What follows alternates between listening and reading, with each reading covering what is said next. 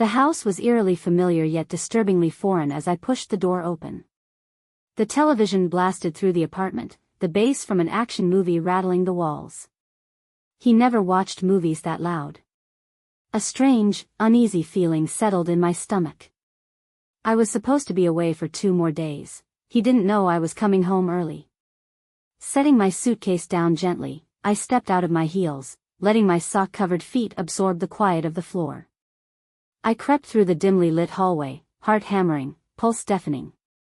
Then, I heard it. Breathless gasps. Heavy panting. The unmistakable creak of the mattress. My body froze as my mind screamed, "No. Please, no." I forced my feet forward, one slow, silent step at a time, until I reached the bedroom door.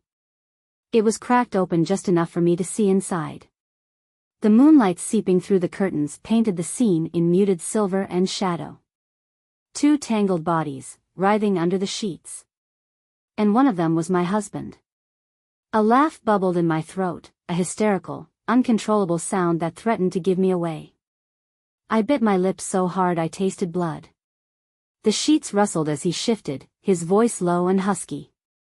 The same voice that used to whisper love to me. I didn't need to see more.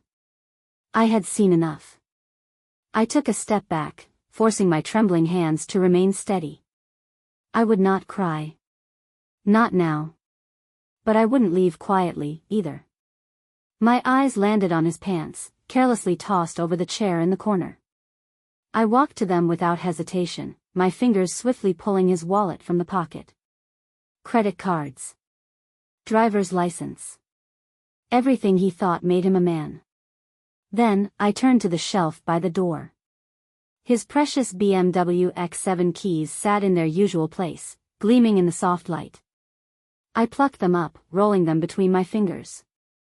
He loved that car more than he loved me. A slow, calculated smile curled my lips.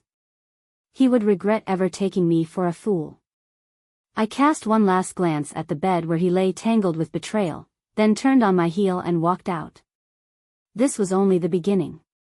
The night air was cold, crisp, and biting against my skin as I walked down the driveway, gripping the keys to his precious BMW X7.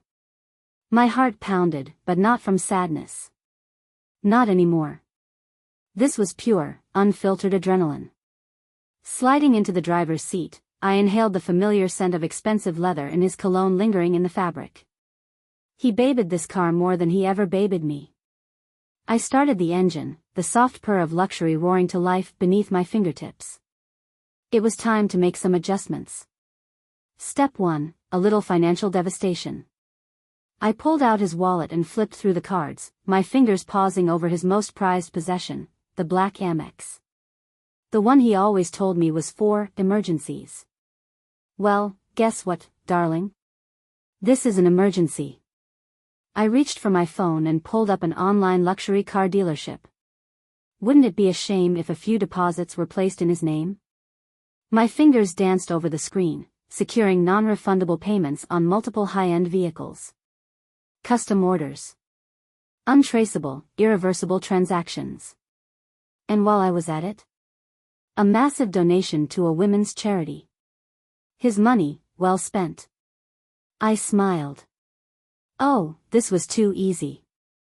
Step 2, a little vehicular misfortune. I put the car into reverse and backed out of the driveway. But I wasn't taking it for a joyride. No, no, no. I had something far more poetic in mind. A few miles away was the construction site for a new shopping mall, deep trenches, wet cement, unstable ground. The kind of place where a priceless BMW X7 might meet an untimely end. My foot pressed the accelerator as I turned onto the deserted road. The speedometer climbed, 40 miles per hour, 50 miles per hour, 60 miles per hour, until the wind screamed past my window, until my pulse thundered in my ears. I laughed, a real, full-bellied laugh. I never felt this alive in my marriage. The headlights illuminated the fenced-off pit ahead. I yanked the wheel, aiming straight for the weakest part of the barrier. With a sickening crunch of metal and shattering glass, the BMW X7 slammed through the fence and dove headfirst into the wet cement below. The splash was magnificent. A burial fit for a king. I climbed out, feet sinking slightly into the soft mud, and looked down at the wreckage. His beloved car, drowning in the grave it deserved. For the first time in years, I felt weightless. The phone in my pocket vibrated. A message from him. "Where are you? I woke up, and you're not here. My keys are gone. Where's my car?" I grinned, typing a single reply before tossing the phone into the cement alongside his BMW. "Go find it, sweetheart." Then, with one last satisfied sigh, I walked away. And I wasn't done yet. As I walked away from the sinking remains of his beloved BMW, the cool night air felt different. Lighter. Freer. But I wasn't finished. Oh no, not by a long shot. I still had his wallet clutched in my hand, filled with cards, IDs, secrets. And I knew exactly how to make use of them. Step 3, ruining his reputation. I took a cab downtown to a little place he always thought was beneath him, a sleazy, dimly lit bar where people went to forget themselves. The kind of place no respectable businessman would ever want to be associated with. Pulling out his driver's license and business cards, I left them in the worst places possible. On the sticky bar top, tucked inside a stripper's garter, even slipped into a backroom poker game where debts were scribbled onto napkins. And just to sweeten the deal, I ordered a few dozen drinks under his name, leaving behind an impressive tab. By the time I walked out, his good name was attached to some very questionable company. Step 4, a digital death blow. With my phone gone, I needed a burner. I bought one in cash at a 24-hour convenience store and got to work. My husband loved two things more than anything in this world, his car and his career. The car was now swimming in cement. So, it was time to go after his job. First stop, his boss. I pulled up his corporate email and started composing. Subject, urgent, legal and financial breach. Dear, boss's name. I regret to inform you that my corporate card has been compromised due to fraudulent transactions. I will be unavailable for work indefinitely as I handle this legal matter. Additionally, I must confess to inappropriate use of company funds, which may lead to a serious investigation. Please advise on the next steps. Sincerely. His name. I hit send and smiled. That should light a fire under HR. Then, I opened his social media. He had spent years curating a pristine image, flawless selfies, networking posts, motivational quotes. Fake. Time to make it real. I posted a long, rambling confession on his Facebook and LinkedIn about his infidelity, misuse of funds, and reckless personal behavior. I have made many mistakes, and I now realize my selfish actions have hurt those closest to me. I have lost my wife, my family, and my integrity. I only hope that one day I can be forgiven for the deceit and recklessness that have defined my choices. For good measure, I tagged his company, a few high-profile clients, and, of course, his mistress. Then, I logged out. By the time he woke up and tried to control the damage, the internet would already be eating him alive. Step 5, the mistress learns the truth. Oh, I hadn't forgotten about her. If she thought she was special, the one he truly loved, I was about to fix that delusion. Using his phone records, I dug up every text, every late-night message, every breadcrumb that led me to the others. Because, of course, there were others. Screenshots. Emails. Even receipts from hotels she had no idea about. I compiled it all into a neat little folder labeled, "For your reference." Then, with a final, glorious flourish, I sent her an email. Subject, just so you know. Hi there. I thought you might want to see the truth about the man you think loves you. Turns out, you're just one of many. I've attached some helpful reading material. Consider it a gift. Best of luck. His wife, soon to be ex. I knew the second she opened that email, her world would shatter. And I had zero regrets. The morning after. By the time I returned home, the sky was turning a soft, pale blue. I took a deep breath, savoring the calm before the inevitable storm. I didn't sleep. I didn't need to. Because I knew the moment he woke up, his entire life would be unrecognizable. His car? Gone. His money? Vanishing. His job? In crisis. His mistress? Furious.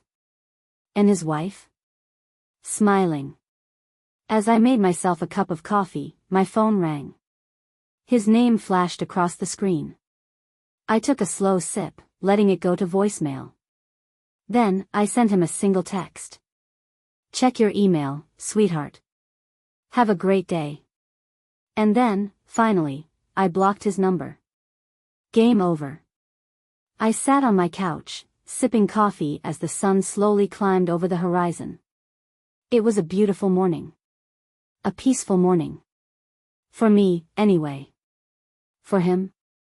Oh, I could already imagine it.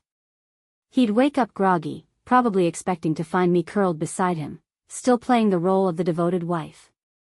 But I wasn't there. His pants, gone. His wallet, emptied. His BMW, missing. And then, his phone. The frantic unlocking. The moment of realization as his eyes landed on the disaster I had left behind. The corporate email. The social media confession. The credit card carnage. And, oh, the best part, the email to his mistress. I could practically hear the panicked breathing, the rushed footsteps around the apartment. Maybe he'd try to call me. Maybe he'd try to convince himself this was some sort of misunderstanding. But there were no misunderstandings here. I had taken my time, planned everything to perfection. And just as I was about to relish in my first truly free morning, my phone vibrated. I checked the caller ID. His boss. My lips curled. Right on schedule. The professional death spiral. I let the call go to voicemail. No doubt, his world was on fire. I scrolled through my email, waiting for the inevitable corporate fallout. It didn't take long. Subject, immediate action required, his name. I opened it, scanning the message from HR. To whom it may concern. We have received concerning activity regarding his name. Due to the severity of these claims, he has been placed on immediate administrative leave pending investigation. Further action will be taken after reviewing financial discrepancies and personal conduct violations. Sincerely. HR manager's name. I leaned back, exhaling a satisfied sigh. Perfect. His company had a zero-tolerance policy for misconduct. And given the way I framed everything, even if he wasn't fired today, his reputation was already toast. Good luck explaining this to your colleagues, sweetheart. The mistress meltdown. A new email notification popped up. Subject, you're lying. From, the mistress. I clicked it, my grin widening as I read her rage-fueled rant. I don't believe you. He loves me. You're just bitter and trying to ruin us. He told me you were crazy, and I see now that he was right. Oh, honey. I tapped the screen and typed back 3 simple words. Check the attachments. And then, silence. For exactly 20 minutes. Then, my phone blew up. 1. 2.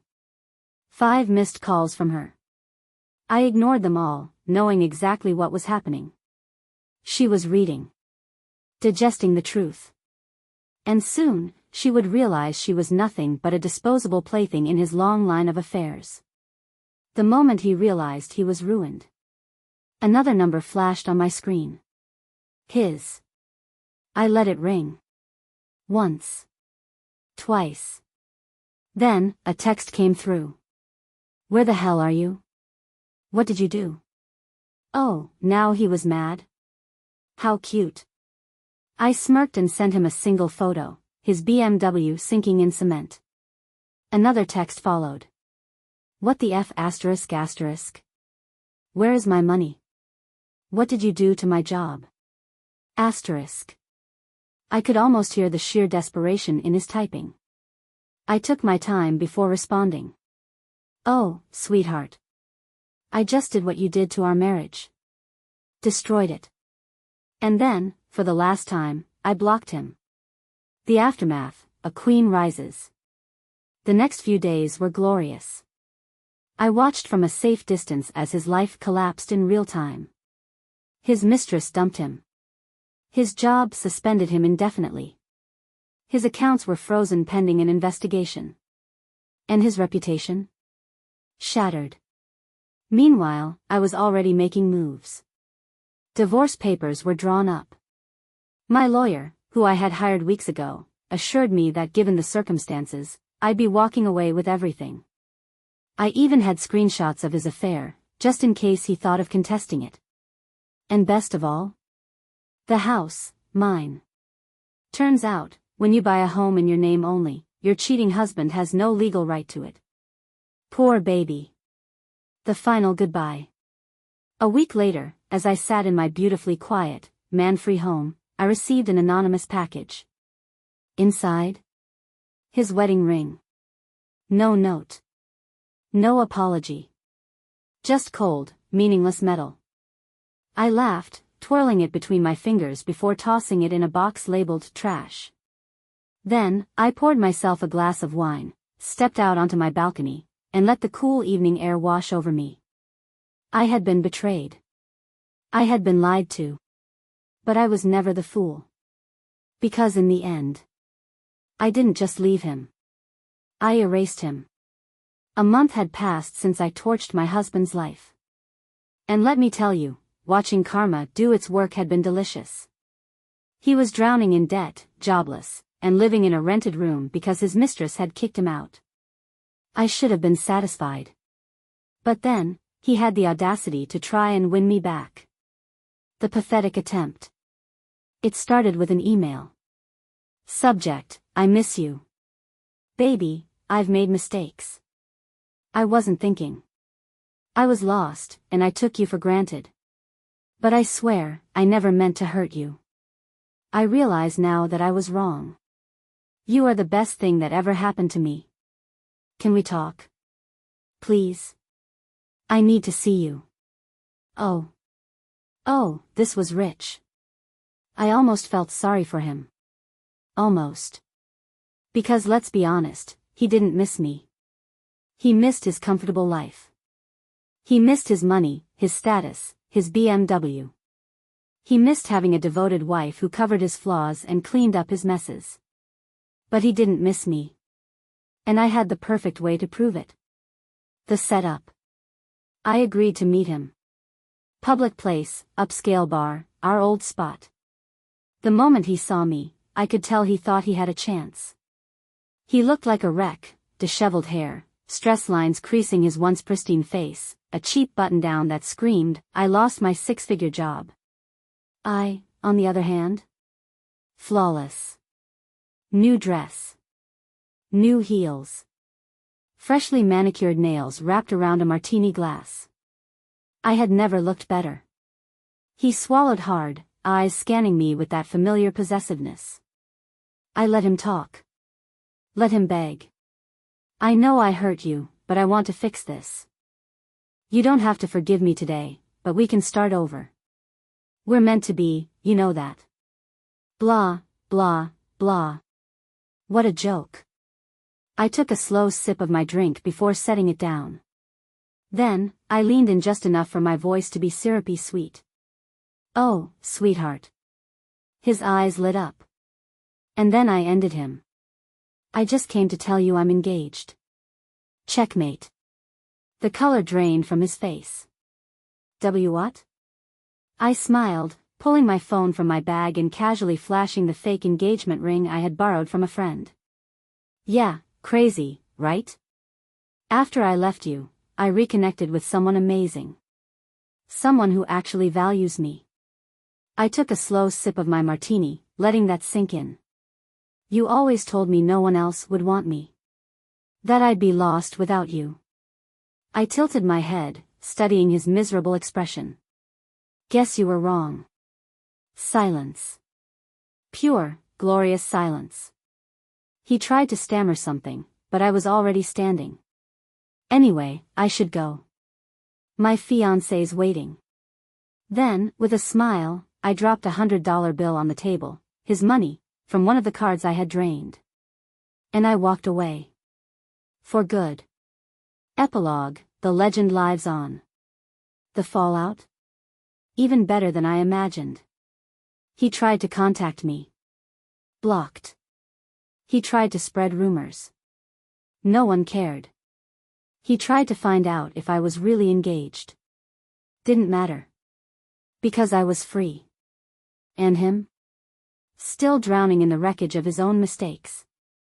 The best revenge isn't just destroying a man's life. It's making him watch you thrive without him. And trust me, darling, I thrived. A few weeks after our last little chat, I got an interesting text from an old friend who still worked at his company. Girl, you need to come to the charity gala next weekend. He's going to be there. You have no idea how much of a mess he is. Oh. Oh, this was too good to pass up. You see, before his downfall, he lived for events like this. Shaking hands, networking, pretending he was untouchable. Now? He was a man barely holding himself together with borrowed suits and forced smiles. I wasn't about to let him suffer in peace. The grand entrance. The night of the gala, I walked in dressed to kill. Sleek black gown. Perfect hair. Diamond earrings that caught the light just right. Heads turned. People whispered. But I wasn't looking for them. I was looking for him. And when I found him, oh, the satisfaction was unreal. He was standing near the bar, talking to someone important, trying to fake confidence. But the moment his eyes met mine, he froze. I watched his throat bob as he swallowed hard. His hands clenched at his sides. He looked like he wanted to disappear. Good. I gave him a slow, knowing smile before turning away. And that's when I heard him excuse himself and start making his way toward me. Predictable. The final conversation. You really came, he said, standing behind me. His voice was tight. I turned, raising an eyebrow. Why wouldn't I? He ran a hand through his hair, clearly nervous as hell. Can we talk? Privately? I tilted my head, as if I was considering it. Then, I let out a soft laugh. Oh, sweetheart. I don't do private conversations with men I don't respect. His jaw clenched. You don't have to keep punishing me. I get it, okay? I sighed dramatically. Oh no, you don't get it. If you did, you wouldn't be standing here, expecting me to care about your feelings. And then? I delivered the final blow. I just came to see the wreckage for myself. He flinched. Actually flinched. Wreckage? I gestured toward him, up and down. Your life. You, standing here, desperate for me to give you some kind of validation. I leaned in, lowering my voice just for him. But here's the thing, darling, your suffering is the only closure I need. And with that, I turned my back on him one last time. The aftermath. I didn't see him for the rest of the night. Didn't need to. Because everyone else saw. The way he had shrunk in on himself. The way his face fell in real time. The way he realized, in front of everyone, that he had lost. And me? I went on to enjoy the night, laughing, drinking, and dancing. Because while he would spend years haunted by what he lost, I would spend a lifetime knowing I never lost anything at all. Some men. They cheat, get caught, and move on. But not him. No, no, no. His downfall wasn't just a personal tragedy. It was a citywide event. And I was the architect of his ruin. One last public execution. A month had passed since our last little encounter. And just when I thought I'd put him out of my mind, an old acquaintance sent me something glorious. A news article. A headline, in black and white. Former corporate executive caught in fraud scandal, investigation ongoing. I gasped. Then laughed. Because, oh, how the mighty had fallen. It seemed my little digital sabotage had snowballed into something much bigger. The company had dug deep into his finances, and guess what? They found dirt. Years of quietly siphoning funds for his lavish lifestyle. All the hotels. The gifts. The luxury vacations. Busted. He wasn't just blacklisted from the industry. He was potentially facing charges. And my favorite part? The final line of the article. Attempts to reach Mr., his last name, for comment have been unsuccessful. Sources say he is currently unemployed and residing in temporary housing. Oh, how the tables have turned. The text that ended it all. I wasn't going to rub salt in the wound. Okay, that's a lie. I absolutely was. I sent him one final message, from a burner phone. Karma moves fast, huh? Hope you enjoy your new accommodations. Maybe your next work trip should be to a job fair. Face blowing a kiss. Blocked. No reply. Nothing. Because there was nothing left for him to say. Epilogue, the woman who walked away smiling. I moved on. Beautifully. Effortlessly. Completely. People still talked about him. About what happened. How he went from a powerful executive to a broke, scandal-ridden disgrace. How his ex-mistress refused to even acknowledge his existence. How he tried to rebuild his life, only to fail, again and again. And me? I thrived. Because I didn't just leave him. I made sure he could never forget me. And that was the real victory. Months passed. Seasons changed. And him? He stayed the same. Stuck. Humiliated. Forgotten. No job. No money. No mistress. No respect. He was a man who had lost everything. And just when he thought he could fade into obscurity, I made sure he never could. The final stab in the back. I had one last card to play. See, men like him? They always try to claw their way back to relevance. Always. And as expected, I soon heard whispers that he was trying to rebrand himself. A new LinkedIn account. A new professional pitch. A new attempt to convince the world he was still the man. How adorable. I wasn't about to let that happen. So, I made a few calls. A few anonymous emails to potential employers. Attaching some light reading about his fraud investigation. A few subtle social media comments linking his name to old articles. And just like that, every door slammed shut. Every opportunity vanished. He wasn't just ruined in the present. I made sure he had no future. The inevitable begging. It took another month, but finally. The email came. Subject, can we talk? I know I messed up. I know I hurt you. But please. I have nothing left. I just need a second chance. Maybe not as your husband, but just, as a person. Please. A part of me almost felt sorry for him. Almost. But then I remembered. The lies. The betrayal. The night spent crying over a man who never deserved me. And I laughed. Because no. He wasn't getting a second chance. He wasn't getting anything. I hit delete. Blocked his email. And for the first time in a long, long time, I forgot he ever existed. Epilogue, a life well lived. I moved on. Found love again. Built a life so beautiful it made my past feel like a bad dream. And him? He remained a cautionary tale. A whispered name. A reminder of what happens when you betray the wrong woman. Because I didn't just ruin him. I erased him. And that was the sweetest revenge of all. You'd think by now, he'd accept his fate. But men like him? They never learn.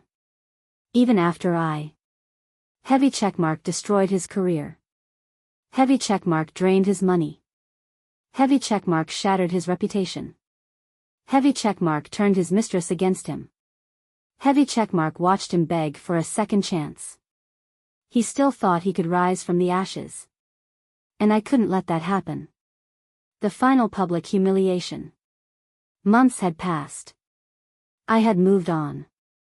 Beautifully. Effortlessly. Then, one day, an old friend sent me a link. A small-time podcast had invited him on as a guest, some desperate attempt to reclaim his former image. In the teaser clip, he was pathetic.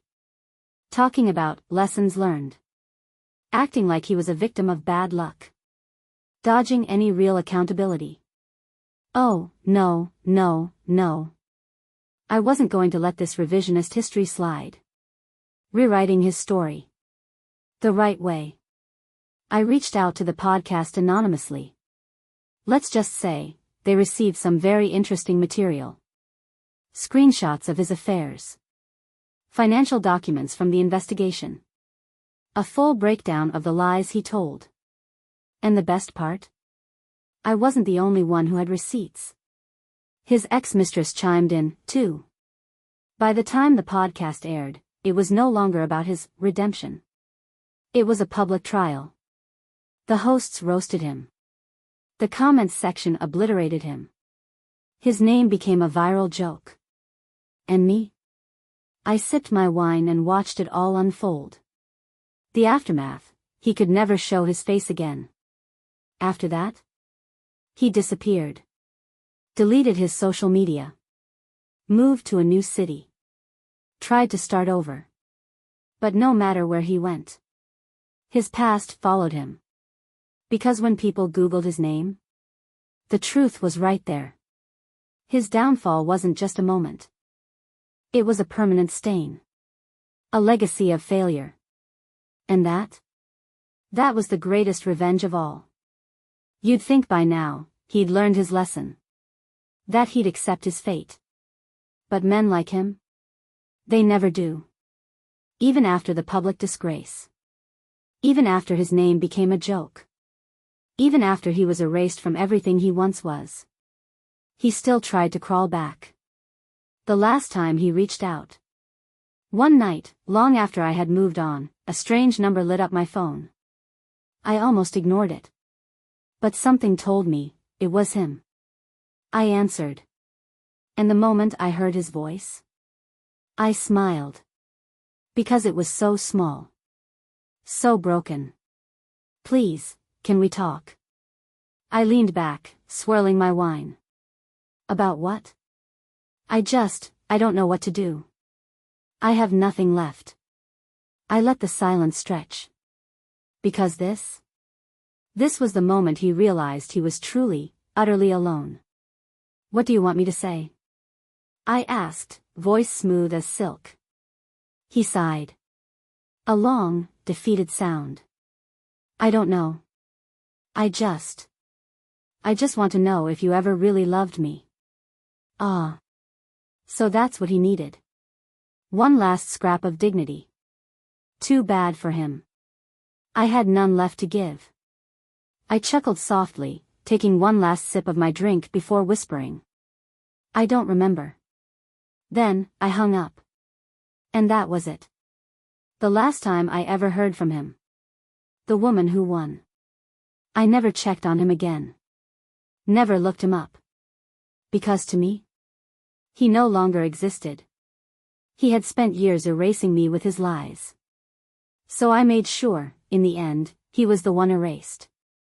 And when people asked me about my past, I simply smiled and said, "Oh, him? I've already forgotten." And that, my darling, is the greatest revenge of all.